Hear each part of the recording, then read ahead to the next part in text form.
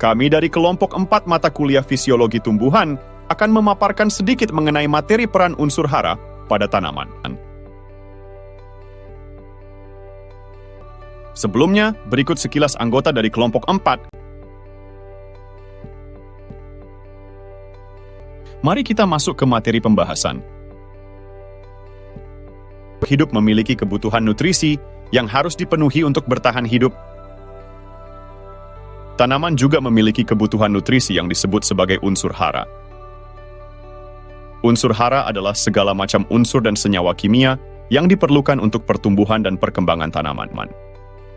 Unsur hara adalah zat-zat yang diperlukan untuk pertumbuhan dan perkembangan tanaman.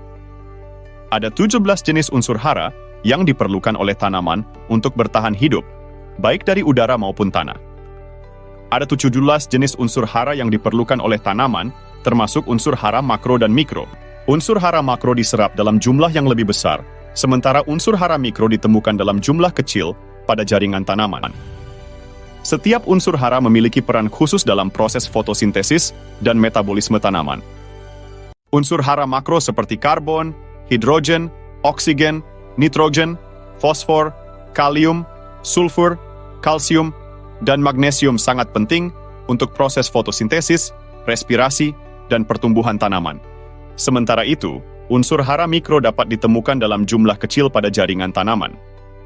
Amat kecil sampai-sampai para peneliti harus menghitung unsur hara mikro dalam jumlah yang diukur per bagian juta. Sebagai gambaran, hanya ada 1 mg unsur hara mikro yang bisa jadi ditemukan dalam 1 kg tanaman.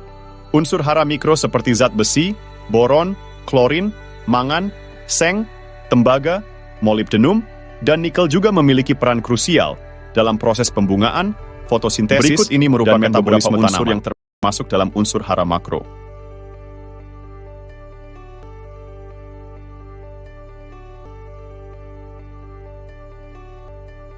Dan berikut ini merupakan beberapa unsur yang termasuk dalam unsur hara mikro.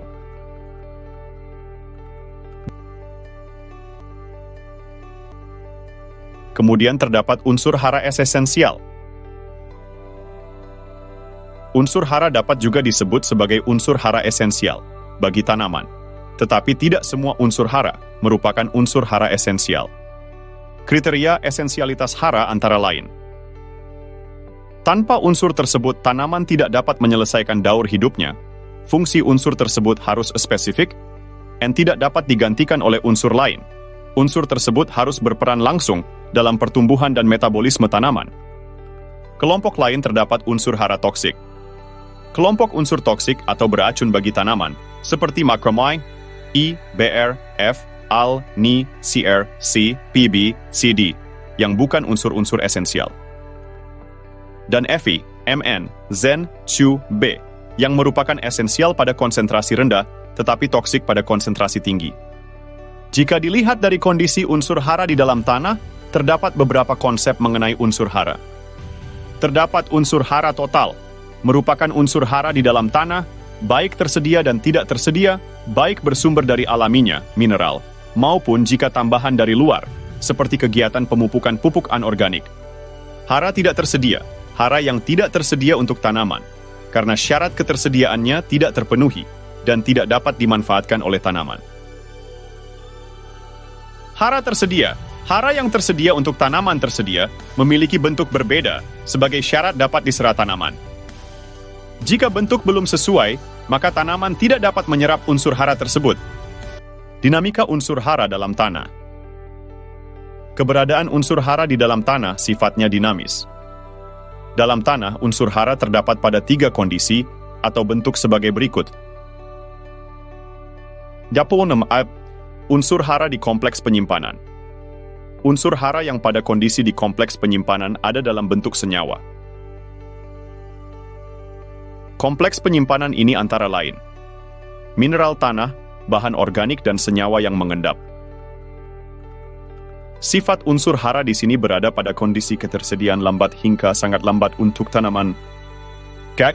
Unsur hara di dalam kompleks pertukaran. Unsur hara yang pada kondisi di dalam kompleks pertukaran ini sudah berupa ion yang terikat lemah sehingga dapat ditukar dengan ion lain. Sifat ketersediaannya tersedia lambat hingga sedang, Unsur hara di dalam larutan tanah. Unsur hara yang pada kondisi di dalam larutan tanah ini merupakan ion bebas dalam larutan tanah, sehingga ketersediaannya cepat hingga sangat cepat untuk tanaman. Kemudian mengenai harkat hara dalam tanah dan tanaman, terdapat dalam beberapa kondisi. Tanaman menderita gejala kekurangan hara rendah.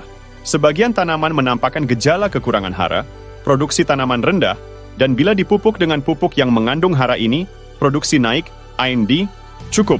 Keadaan hara dalam tanah cukup memadai. Tinggi, tanaman umumnya menampakkan gejala pertumbuhan normal dan meningkatkan produksi tanaman. Kekurangan atau kelebihan unsur hara dapat berakibat buruk pada tanaman. Defisiensi unsur hara, atau kata lain kekurangan unsur hara, bisa menyebabkan pertumbuhan tanaman wige tidak normal, dapat disebabkan oleh adanya defisiensi satu atau lebih unsur hara. Gangguan dapat berupa gejala visual yang spesifik. Ini dinekuri, kelebihan unsur hara dapat mengakibatkan masalah seperti penurunan kualitas buah, gangguan pertumbuhan akar, dan terjadi antagonis unsur hara. Gambaran kondisi tanaman yang kekurangan unsur hara.